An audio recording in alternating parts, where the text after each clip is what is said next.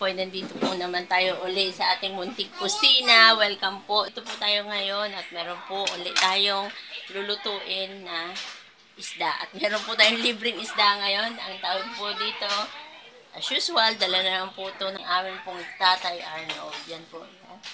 Yan po ay, tawag po nila ay paru-paro po yata. So, ang laki po niya. Ganyan po siya kalaki. Yan. So, yan o. Mas malapad po siya sa kamay ko. So, ang gagawin po natin dito ay gagawin po natin na sweet and sour. So, samahan niyo po ako sa ating pong pagluluto sa ating kusina. Yan. Thank you po sa mga nanood po sa aking vlog nung nakaraan po. Salamat po na marami sa inyo. So, ito po ngayon. Ito po ay bagong huli po nila. May kasama po itong mga iba pang mga isda. Pero, ito lang po ngayon ang lulutuin natin. So, abangan nyo po ang ating pagluluto.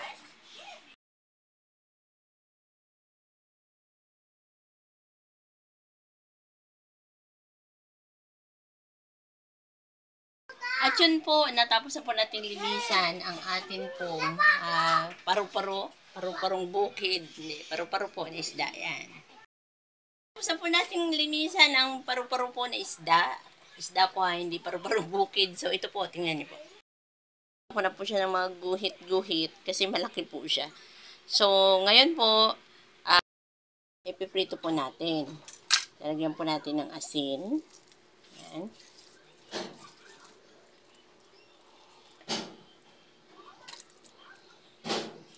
Po, at nailagay ko na nga po dito ang ating kawali.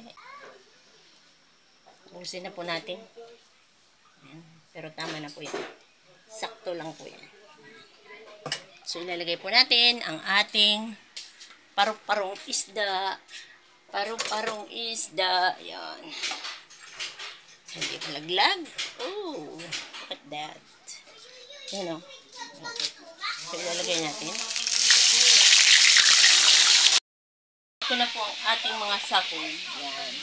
Meron po diyang sibuyas, bawang, at carrots po, at yung sibuyas, saka yung pepper natin.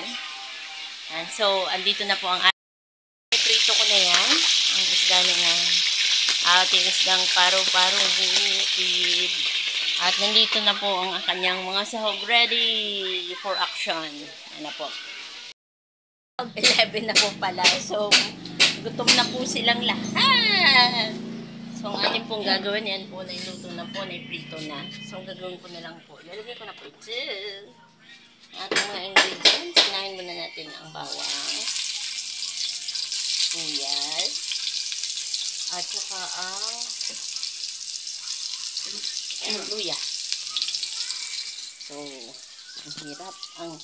ang hirap kasi naghahawak pa tayo ng cellphone. So, yan po. So, dito ko na lang po. Dito ko na lang po itututok sa aking niluluto.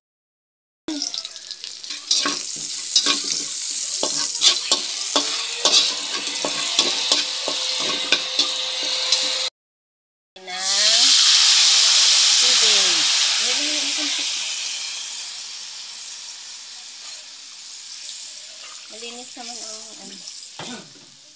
bigyan po natin ng tubig.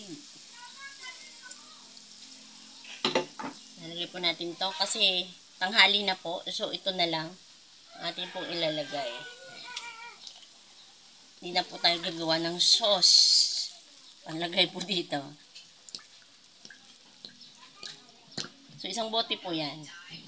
Jofran. Ang pangalan po niyan ay Jofran. So, dito sa Pilipinas, inaalog pa po yan naman yan. Talagay po natin. Yan po ang sekreto dyan. Konting asin. Konting paminta. Tapos, lagyan po natin ito ng asukal. Kunin ko lang po yung asukal.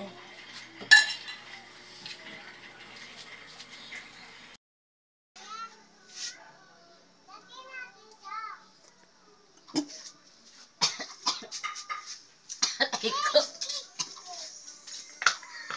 Panghang. Lagyan po natin ang konting asukal.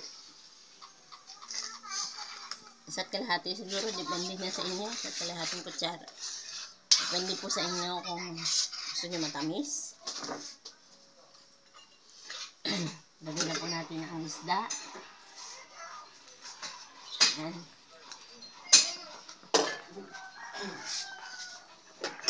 Lagay na po natin tong carrots.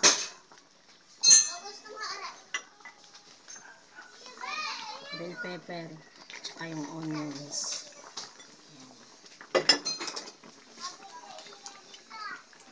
Ayan.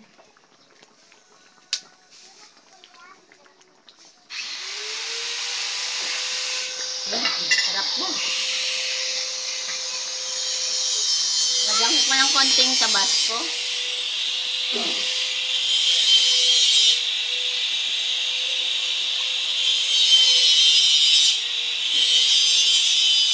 Konti lang po kasi maanghang.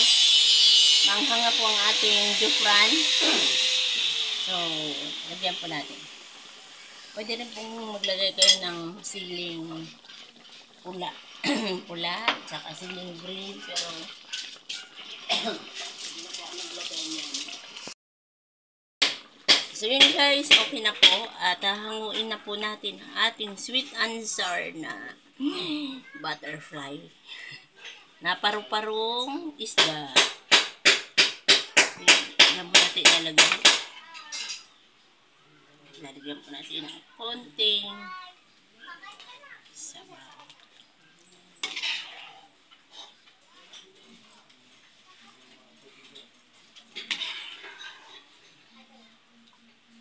Yan po.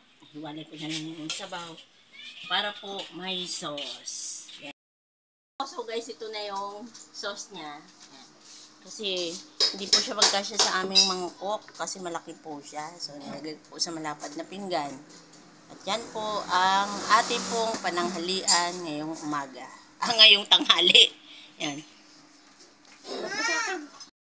So yun guys, titikman po natin ang ating luto na sweet and sour fish ng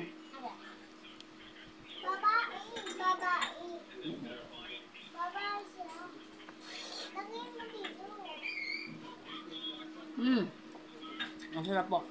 At yung tawagin natin si Kawelder. Yan. At si tatay. Welder. Kain na. Nakain na po ng tanghali. Tanghalian. Ano daw? Ano? Nagpapalit po siya ng preno ng motor. So hanggang dito na lang guys. At see you next vlog. Bye-bye.